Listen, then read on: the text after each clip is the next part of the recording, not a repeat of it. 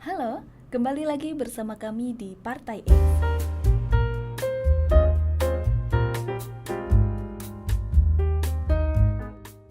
Kedaulatan rakyat diabaikan, menanti janji demokrasi di era Prabowo Subianto. Di tengah riuhnya janji-janji pejabat pemerintahan dan gelora harapan akan perubahan, seringkali kita lupa pada esensi dasar dari demokrasi, yaitu kedaulatan rakyat. Dalam sistem yang menjunjung tinggi demokrasi, rakyat seharusnya menjadi pemegang kekuasaan tertinggi, namun dalam kenyataannya, suara mereka seringkali terabaikan. Alih-alih melayani rakyat, penguasa lebih sering memanfaatkan kekuasaan untuk memperkokoh posisi mereka sendiri, mengorbankan kepentingan rakyat demi memperpanjang kekuasaan yang lebih besar.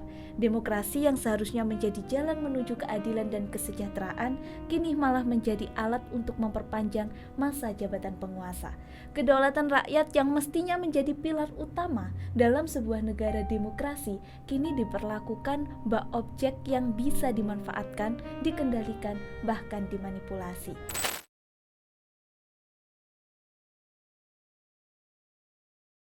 Kedaulatan rakyat adalah pilar utama dalam demokrasi, tempat di mana suara rakyat menentukan arah bangsa.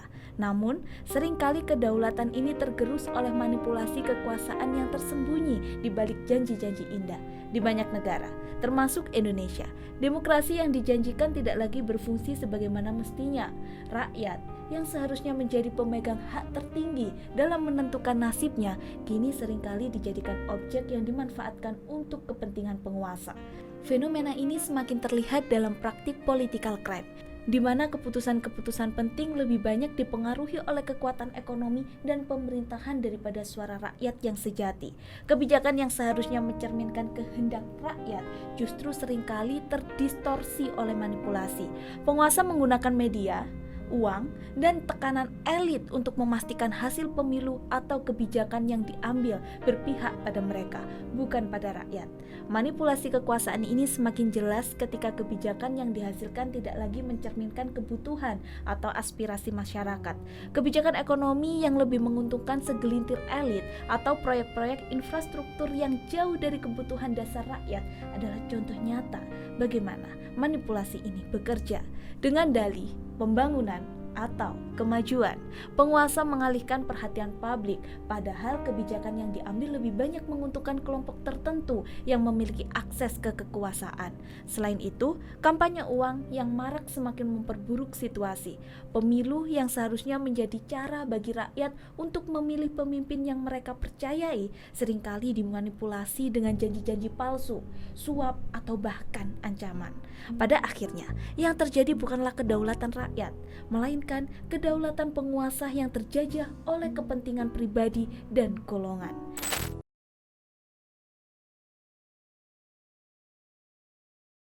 Dalam konteks pemerintahan Prabowo Subianto, kita kembali dihadapkan pada harapan dan kenyataan yang seringkali tidak sejalan. Dalam pidato pertamanya, Prabowo menekankan pentingnya demokrasi yang santun, bebas dari permusuhan, serta menjamin kebebasan berpendapat, berkeyakinan, dan beribadah. Janji ini memancarkan harapan, namun sejauh mana implementasinya? Salah satu kasus yang mencuat adalah pembentukan kabinet gemuk yang mendapat kritik tajam. Alih-alih memperkuat demokrasi, kebijakan ini lebih terlihat sebagai upaya pembagian kekuasaan di kalangan elit pejabat. Narasi rekonsiliasi yang disampaikan seakan hanya menjadi kedok bagi penguasa untuk mengurangi oposisi dan memastikan dominasi mereka. Padahal, seharusnya kebijakan ini bisa menjadi langkah nyata untuk memperkuat kepercayaan publik terhadap proses demokrasi dan memperkuat kedaulatan rakyat. Selain itu, meskipun ada upaya pembentukan Kementerian Hak Asasi Manusia, komitmen terhadap hak asasi manusia dalam pemerintahan ini masih diragukan. Implementasi nilai-nilai demokrasi yang dijanjikan oleh Prabowo belum sepenuhnya terasa di lapangan. Kebijakan yang lebih menguntungkan kelompok tertentu seringkali menghambat upaya untuk menciptakan perubahan yang benar-benar berpihak pada rakyat banyak. Namun, Prabowo juga berjanji untuk memperkokoh ideologi Pancasila, demokrasi, dan hak asasi manusia. Janji yang tampak heroik ini, meskipun patut dihargai, harus diimbangi dengan langkah-langkah konkret yang dapat membenahi sistem demokrasi yang ada. Kita membutuhkan bukti nyata bahwa pemerintahan ini siap mewujudkan demokrasi yang sejati, demokrasi yang benar-benar mendengarkan suara rakyat dan mengutamakan kesejahteraan mereka.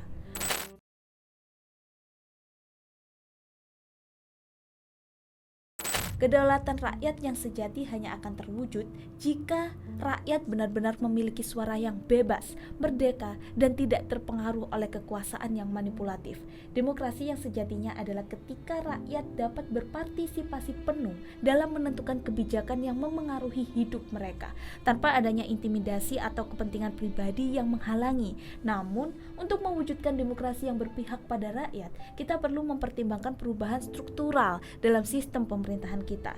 Salah satu langkah penting yang dapat memperkuat kedaulatan rakyat adalah dengan memisahkan fungsi kepala negara dan kepala pemerintahan. Ini bukan sekedar perubahan simbolik, tetapi sebuah prinsip fundamental yang dapat mengembalikan keseimbangan kekuasaan dan memastikan bahwa kekuasaan tidak terkonsentrasi pada satu individu atau kelompok. Pemisahan ini akan menciptakan sistem pemerintahan yang lebih transparan dan akuntabel, serta mengurangi potensi penyalahgunaan kekuasaan. Partai X menegaskan, pentingnya memisahkan peran kepala negara sebagai pemilik otoritas tertinggi dan kepala pemerintahan sebagai pelaksana kebijakan.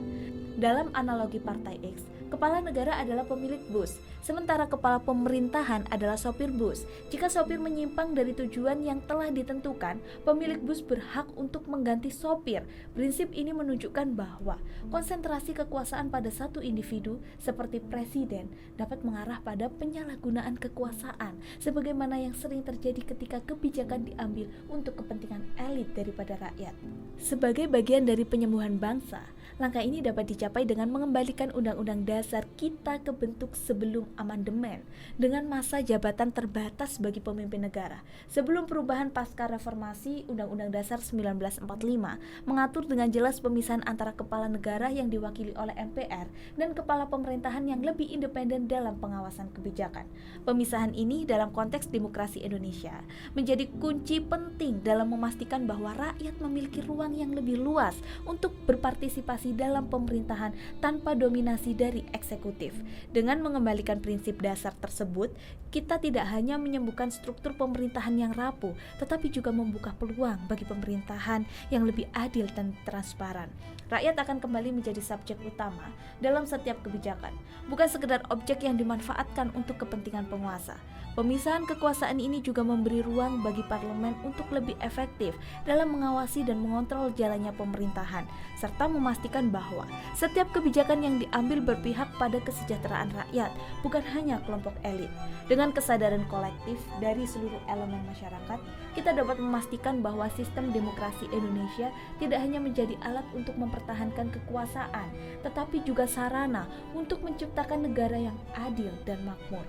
Demokrasi yang sejati, yang mengutamakan partisipasi rakyat dan pemisahan kekuasaan yang jelas, akan membawa kita menuju masa depan yang lebih baik, di mana kedaulatan rakyat bukan hanya sebuah konsep, tetapi kenyataan yang dapat kita rasakan bersama.